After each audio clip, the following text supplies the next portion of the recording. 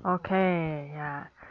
Pada video kali ini kita akan belajar mengenai ekonomi, ya. Khususnya mengenai ekonomi kreatif. Ya, pernah dengar istilah ekonomi kreatif? Nah, pasti pernah dengar. Tapi apa sih itu ekonomi kreatif? Pengen tahu? Mari kita simak bersama di video kali ini.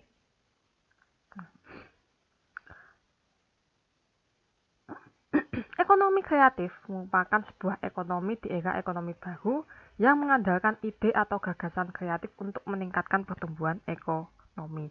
Nah, rancangan ekonomi kreatif di Indonesia ini mulai dipopulerkan atau dibangunkan oleh Presiden ke-6. Siapa lagi kalau bukan SBY, Susilo Bambang Yudhoyono. Nah, berkaitan dengan ekonomi kreatif ini, pada KTT Konferensi Tingkat Tinggi ASEAN ke-9 tahun 2003 disepakati 3 pilar komunitas ASEAN. Salah satunya adalah pembentukan masyarakat ekonomi ASEAN atau MEA. Nah, dalam menyikapi kemunculan MEA ini, ya pada saat ini Presiden Jokowi itu berkomitmen untuk mewujudkan tujuan MEA di Indonesia. Nah, agendanya antara lain ya yaitu implementasi MEA berpotensi menjadikan Indonesia sebagai pemasok energi dan bahan baku bagi industrialisasi di kawasan ASEAN karena manfaat yang diperoleh dari kekayaan sumber daya alam. Yang kedua, implementasi MEA memperluas pangsa pasar Indonesia ke level internasional. Pasar tunggal ASEAN ini bisa membuka aliran barang jasa, investasi, dan tenaga kerja terdidik. Yang ketiga, implementasi MEA akan mendorong masuknya investasi ke Indonesia dari dalam dan luar ASEAN. Oh, makanya saat ini sedang digalakkan investor untuk masuk ke Indonesia. Demi mewujudkan upaya pengembangan ekonomi kreatif di Indonesia, 20 Januari 2015, pemerintah Indonesia itu mengeluarkan Peraturan Pemerintah Nomor 6 Tahun 2015, yaitu tentang Badan Ekonomi Kreatif BEKRAF. Ya. Badan ini bertanggung jawab terhadap perkembangan ekonomi kreatif di Indonesia. Nah, BEKRAF ini memiliki visi untuk membangun Indonesia menjadi salah satu kekuatan ekonomi dunia dalam ekonomi kreatif di tahun 2030. Luar biasa. Nah, untuk mencapai visi tersebut, berikut rancangan 6 misi besar ya, apa yang harus dilakukan? Yaitu yang pertama, menyatukan seluruh aset dan potensi kreatif untuk mencapai ekonomi kreatif yang mandiri. Kedua, menciptakan iklim yang kondusif bagi pengembangan industri kreatif. Yang ketiga, mendorong inovasi di bidang kreatif yang memiliki nilai tambah dan daya saing di dunia internasional.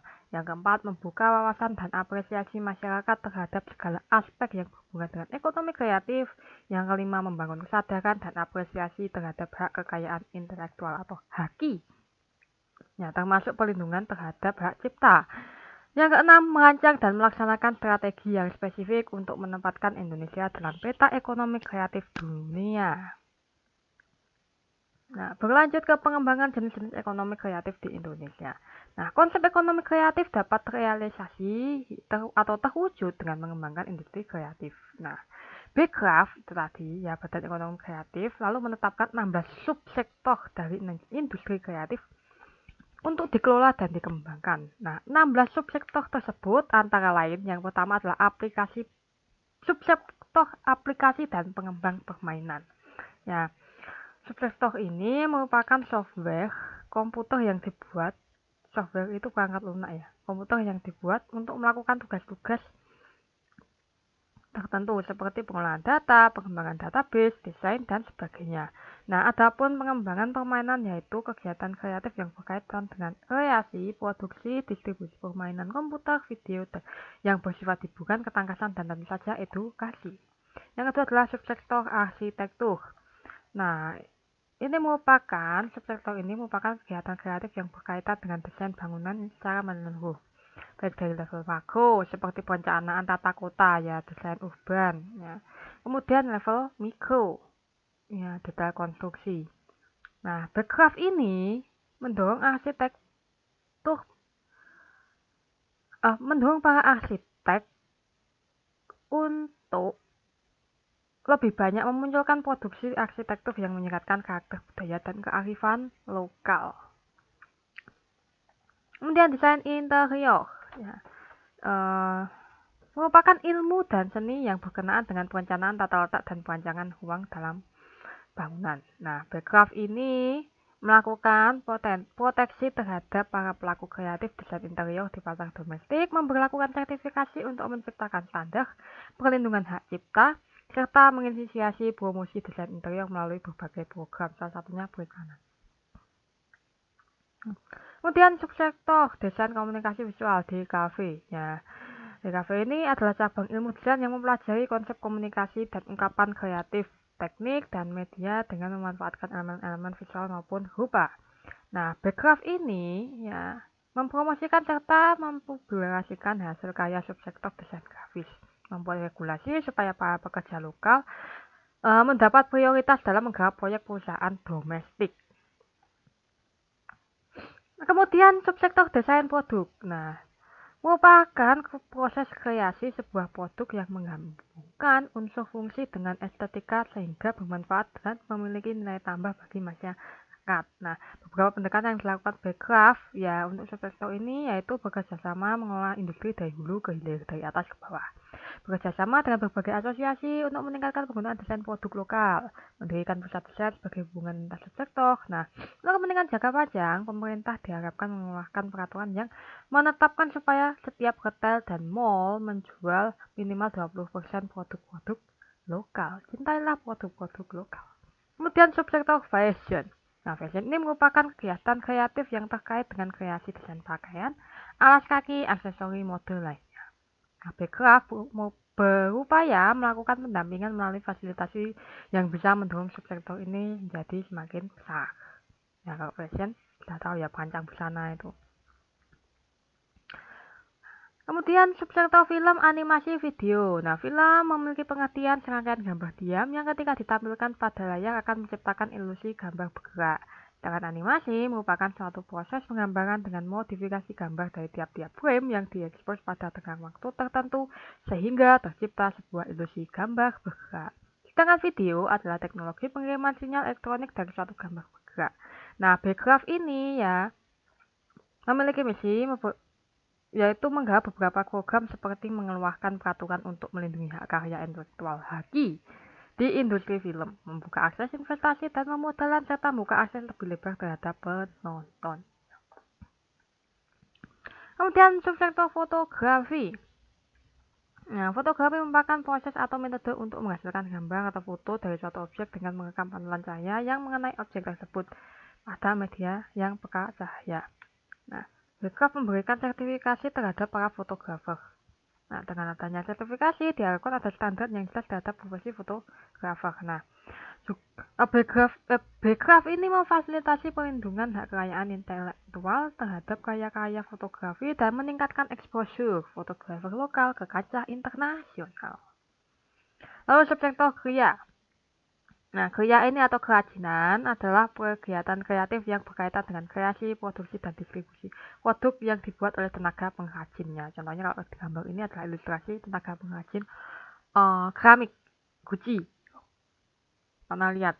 Nah, Backcraft memiliki tanggung jawab untuk mengelola subsektor kriya ini dengan menyediakan berbagai fasilitas yang relevan seperti tempat usaha, kemudian melakukan permodalan, dan sebagainya. Lalu subsektor kuliner. Ya, kuliner merupakan aktivitas yang berkaitan dengan masak-memasak. Di Indonesia, subsektor kuliner ini memberi kontribusi yang cukup besar, yaitu 30% dari total pendapatan sektor pariwisata dan ekonomi kreatif luar biasa.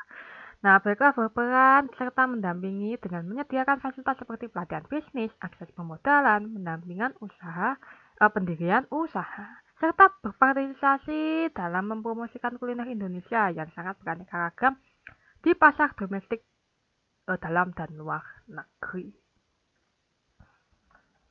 Berlanjut ke subsektor musik.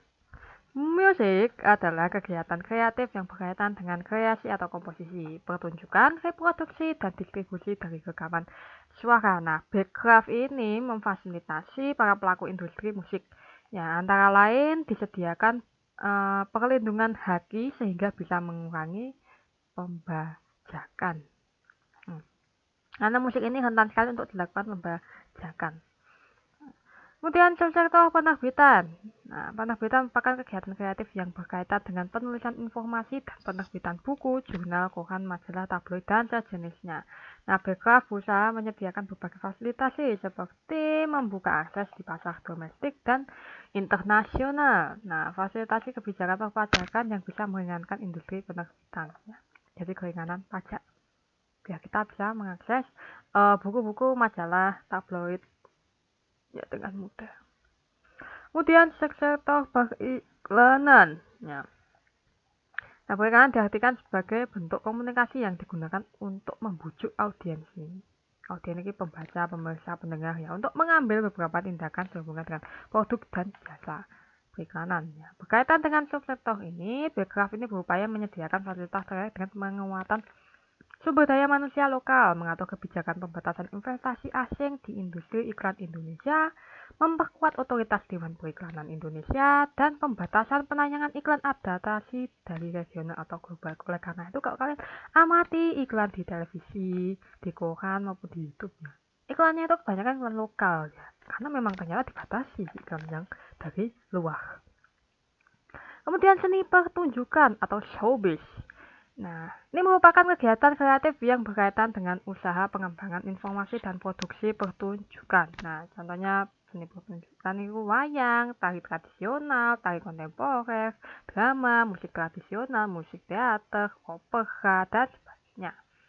Bekraf ini mendukung subsektor dengan memfasilitasi regulasi pembangunan tempat pertunjukan, ya, performing art board atau konsil untuk memetakan platform dan menjaga standar seni pertunjukan dan festival pertunjukan seni bertaraf internasional.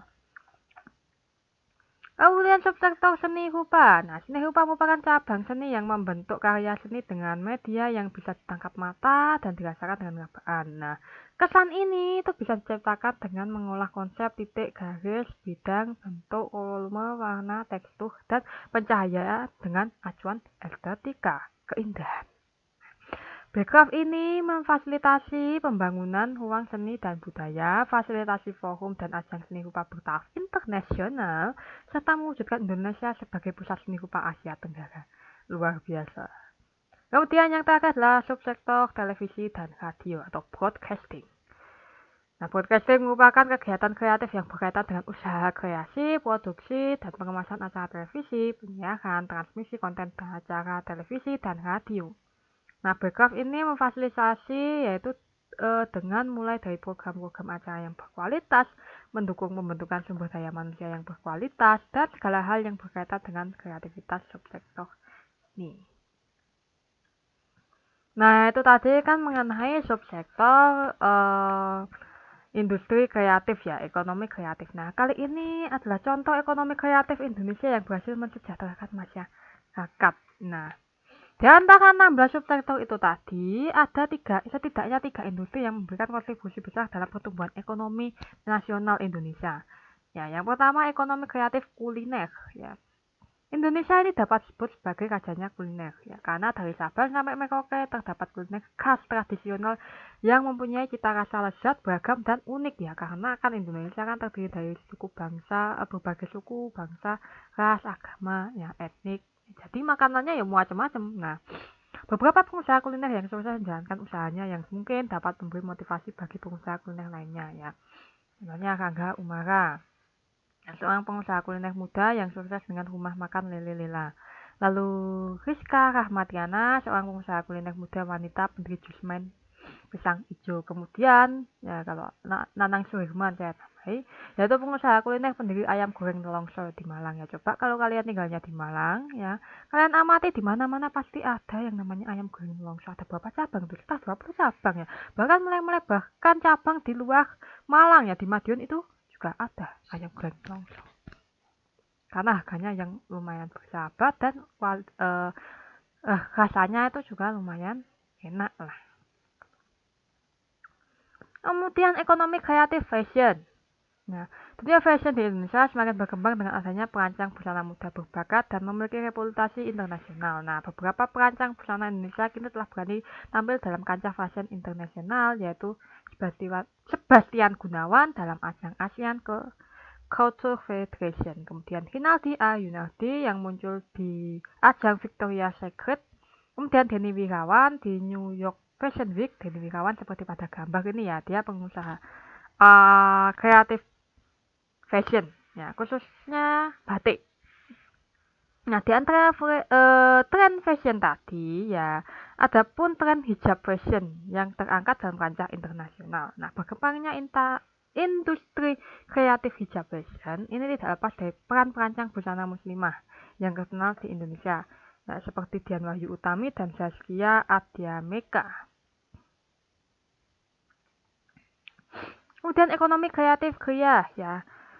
Indonesia memiliki sejumlah pengrajin kria terkenal yang tersebar di berbagai daerah. Hasil kria di Indonesia yang dikemas dan dikelola dengan baik ternyata membuahkan kesejahteraan bagi pengusaha bersangkutan yang juga ikut mendongkrak perekonomian nasional. Ya, contohnya kalau di gambar ini adalah